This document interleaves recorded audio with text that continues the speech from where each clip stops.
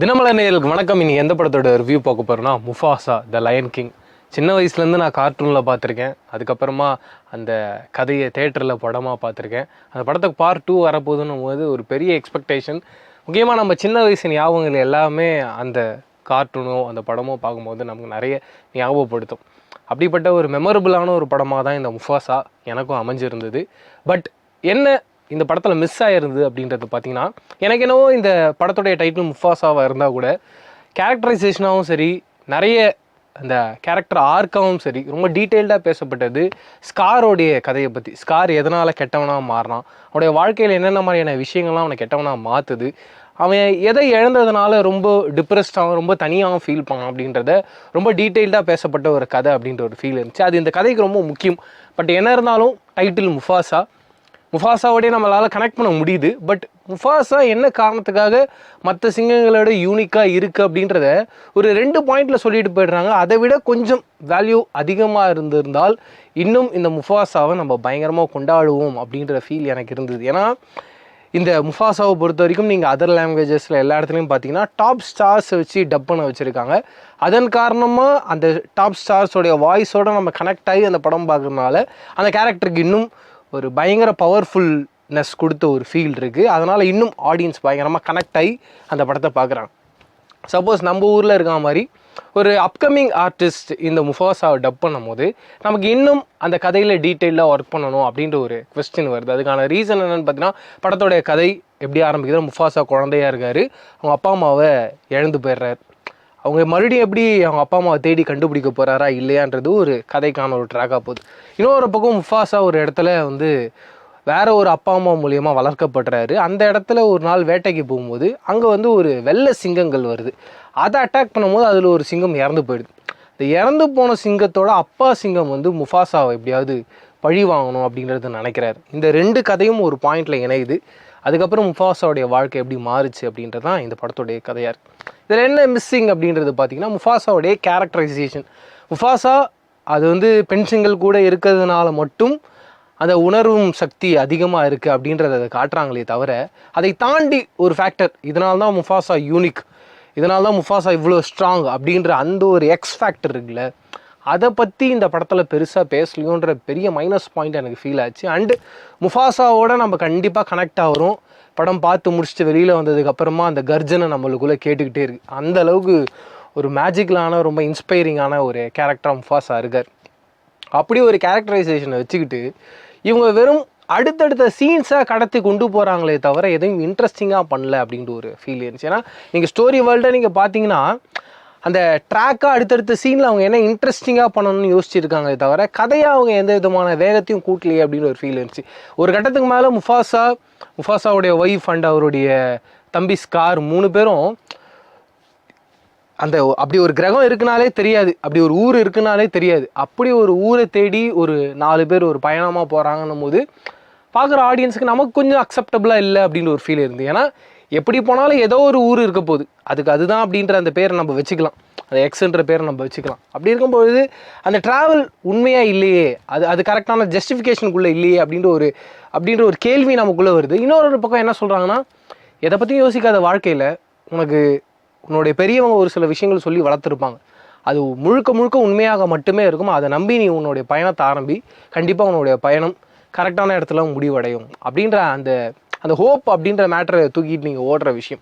இது இன்னொரு பாயிண்டில் ஒரு கனெக்டிங் ஃபேக்டராக இருக்குது. பட் என்ன இருந்தாலும் முஃபாசா அப்படின்னு வரும்பொழுது அந்த முஃபாசாக்கான வில்லனுக்கான அந்த கேரக்டரைசேஷன் இருக்குல்ல, அது ரொம்ப நீங்கள் ஸ்ட்ராங்காக பண்ணணும். அது பயங்கர ஸ்ட்ராங்காக பண்ணியிருக்கோம். அதுவும் நாசர் சார் ரொம்ப வருஷம் கழித்து அவருடைய வாய்ஸை கேட்குற ஒரு ஃபீல் இருக்குது. அந்த வில்லன் பாயிண்ட் ஆஃப் வியூவில் இருந்து மிரட்டி இருக்கார் மனுஷன். அவருடைய அந்த குரலில் அந்த வெள்ளை சிங்கத்தை பார்க்கும்போது அப்பா அப்படி இருக்குது, பயங்கரமாக என்ஜாய் பண்ணேன் அந்த அந்த அந்த வெள்ளை சிங்கத்தோட அந்த டீம் ஒர்க்கு. ஏன்னா அந்த சிங்கம் சோம்பல் முறிக்கும் போதெல்லாம் இவர் சோம்பல் முறிச்சிக்கிட்டே அந்த டப்பிங்கை கொடுத்துருக்காரு. அப்படியே அவர் கண் முன்னாடி நிறுத்திடுச்சு. எனக்கு மறுபடியும் பாகுபலி 3 பார்த்தா எப்படி இருக்கும் அப்படி ஒரு ஃபீலை கொண்டு வந்துட்டார். ஏன்னா பாகுபலியில் அவர் இருக்கார். நீங்கள் கதையாகவே பார்த்தீங்கன்னா பாகுபலிக்கும் லயன் கிங்க்கும் நிறைய கனெக்ஷன் இருக்கும். அப்படி இருக்கும்பொழுது இந்த வில்லன் கேரக்டரை மீண்டும் நாசர் சார் பண்ணுறார் அப்படின்றபொழுது எனக்கு பாகுபலி 3 பார்த்த ஒரு கம்ப்ளீட்டான ஒரு ஃபீல் இருந்துச்சு. இருந்தாலும் இந்த வில்லன் கேரக்டர்லையுமே அவங்க என்ன மிஸ் பண்ணிட்டாங்கன்னா, இந்த வில்லன் கேரக்டர் என்ன காரணத்துக்காக மற்ற சிங்கங்களை கொல்லுது, வெறும் ஒரு பிளெயின் பாயிண்ட் என்ன வச்சுருந்தாங்கன்னா, அந்த சிங்கம் பார்க்குற இடம் எல்லாமே, அதாவது பார்த்தீங்கன்னா சூரியன் படுற இடம் எல்லாமே அந்த சிங்கத்தோட காலடி கீழே இருக்கணும் அப்படின்றது மட்டும்தான் அந்த சிங்கத்தோட பாயிண்ட்டாக இருக்குன்றதை தவிர வேறு எதுவும் வேல்யூபிளான பாயிண்ட் இல்லை அப்படின்ற ஒரு எக்ஸ் ஃபேக்டர் எனக்குள்ளே தோண்டிக்கிட்டே இருந்துச்சு. அதையும் சரி பண்ணியிருந்தாங்கன்னா இன்னும் இந்த படம் நல்லா இருக்கும். பட் ஓவராலாக எனக்கு இந்த படம் பயங்கரமாக ஒர்க் அவுட் ஆனதுக்கான ரீசன், இன்னொரு பக்கம் அசோக் செல்வனுடைய டப்பிங் மிரட்டிட்டாங்க மனுஷன். அதுவும் அந்த ஸ்கார் கேரக்டரில் அப்பா என்ன வேரியேஷன் காமெடி, அந்த அந்த ராஜாவாக போகிறோம் ஆனால் ராஜாவாக முடியல அப்படின்ற அந்த வருத்தம் எல்லாத்தையும் அப்படி நடித்து தள்ளியிருக்காருங்க வாய்ஸில். ப்ரில்லியண்ட்டான ஒரு ஒர்க்கு. அர்ஜுன் தாஸ் அவருடைய வாய்ஸை பற்றி அவர் எப்போ இண்டஸ்ட்ரிக்குள்ளே வர ஆரம்பித்தாரோ அப்போத்துலேருந்து பேசிக்கிட்டு இருக்கோம். இந்த படத்துலையும் முஃபாசா அப்படின்ற கேரக்டருக்கு அவருடைய வாய்ஸ் பயங்கர ஆப்டாக உட்காந்துருக்கு. ஏன்னா இதுக்கு முன்னாடி அந்த வாய்ஸை வந்து நம்ம அரவிந்த் சாமி சார் பண்ணியிருப்பார். அவருடைய யங்கர் வெர்ஷன் ஃபீலில் கண்டிப்பாக ஒரு வாய்ஸ் தேவை.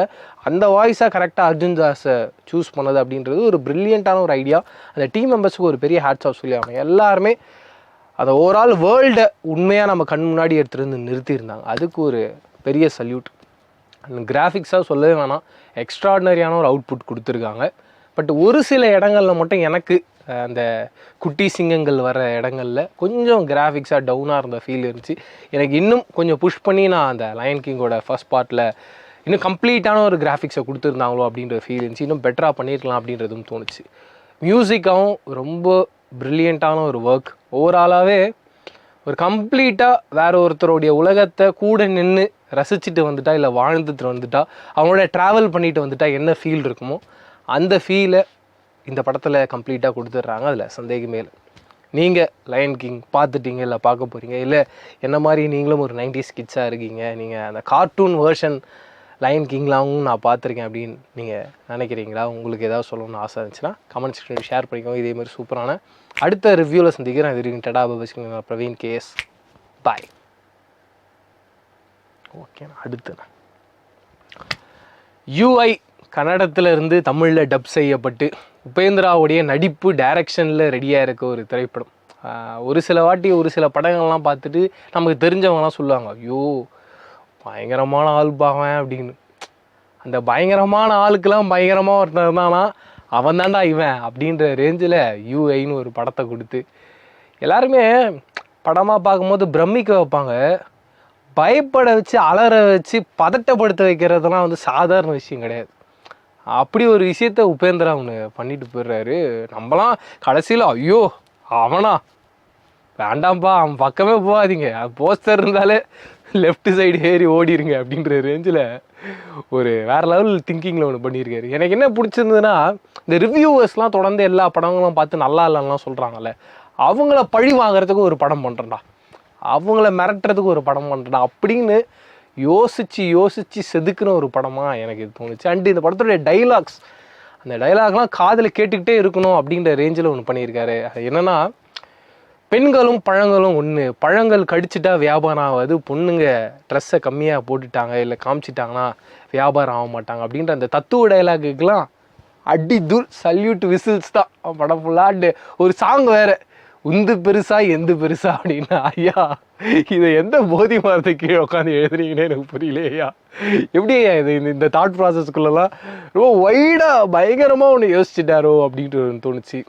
அண்டு நான் இந்த படம் பார்க்கறதுக்கு முன்னாடி நம்மளை விட சீனியர் ஜேர்னலிஸ்ட், சீனியர் ரிவ்யூவர்ஸ்லாம் இருப்பாங்க. அவங்ககிட்ட பேசும்போது நிறைய பேர் என்ன சொன்னாங்கன்னா, உபேந்திரா ஒரு எக்ஸ்ட்ராடினரியான ஒரு டேரக்டர், இதுக்கு முன்னாடி அவருடைய படங்கள்லாம் அவ்வளோ அற்புதமாக இருக்கும், இப்போ வரைக்கும் நீங்கள் அந்த படங்கள்லாம் பார்த்தீங்கன்னா அவ்வளோ கமர்ஷியலாக சூப்பராக ஒர்க் அவுட் ஆகும், ஆனால் இப்போ கொஞ்சம் அவர் வந்து செட்பேக்கில் தான் இருக்கார் அப்படின்றத சொன்னாங்க. படம் பார்த்து முடிச்சதுக்கப்புறமா அது கொஞ்சம் இல்லை பயங்கரம் அப்படின்ற மாதிரி ஒன்று பண்ணி விட்டு போயிட்டார். பட்டு என்ன ரீசன்றது தெரியல. அவர் வந்து அவரோட ஐடியாவாக தாட் ப்ராசஸாக ரொம்ப சரியாக இருக்குது. என்ன சொல்கிறாருன்னா, இந்த உலகத்தில் தொடர்ந்து மக்கள் வந்து ஏமாற்றப்பட்டுக்கிட்டே இருக்காங்க, அரசியல்வாதியாகவும் சரி கிரிக்கெட்டிஸ்ட் மூலியமாகவும் சரி, ஒரு என்டர்டெயின்மெண்ட் உலகத்துலேயே இருக்காங்க. அவங்க வந்து ரியல் வேர்ல்டுக்குள்ளேயே இருக்க மாட்டாங்க. அவங்க 3 வேளை சாப்பாடும் மொபைல் ஃபோனும் இருந்துட்டால் மட்டுமே போதும் ஒருத்தனுடைய வாழ்க்கையை வாழ்ந்து முடிச்சிடறான். ஆனால் அதை தாண்டி இங்கே நிறைய நடந்துக்கிட்டு இருக்குது. தொடர்ந்து மக்கள் வந்து ஏமாற்றப்படுறாங்க, அவங்கக்கிட்ட இருந்து வளங்கள்லாம் சுரண்டப்படுது அப்படின்ற ரொம்ப ஸ்ட்ராங்கான ஒரு விஷயத்த ஒரு பக்கம் சொல்கிறாரு. இன்னொரு பக்கம் இந்த இயற்கை அழியுது அப்படின்ற மேட்டர் சொல்கிறாரு. ஆனால் இயற்கை அழியுது அப்படின்ற போது அந்த சீனை ஒன்று ட்ரீட் பண்ணியிருப்பார். இயற்கை தாயை கற்பழிக்கிறாங்க, நீங்கள் வந்து கலை தாயை கற்பழிச்சிட்டிங்களே அப்படின்ற ஒரு ஃபீலில் ஒன்று பண்ணியிருந்தீங்க படத்தில். எனக்கு அது ரொம்ப கஷ்டமாகவும் வேதனையாகவும் இருந்துச்சு.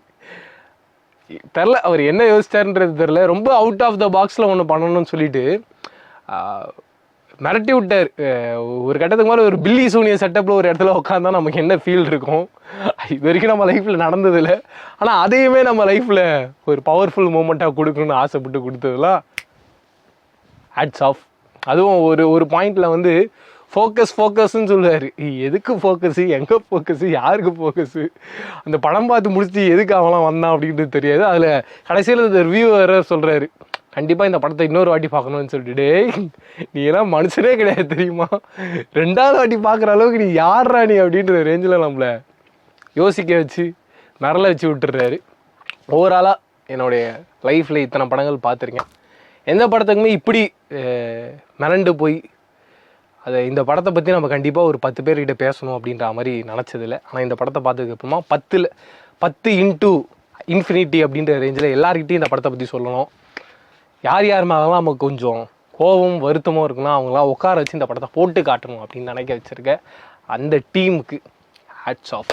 சப்போஸ் நீங்களும் என்ன மாதிரி தெரியாதத்தனமாக அந்த குழியில் எழுந்திருந்தீங்கன்னா உங்களுடைய பாதிப்புகள் என்ன, உங்களுக்கான வைப்ரேஷன்ஸ் என்ன அப்படின்றத கமெண்ட் செக்ஷனில் ஷேர் பண்ணிக்கோங்க. இதே மாதிரி சூப்பரான அடுத்த ரிவ்யூவில் சந்திக்கிறேன்.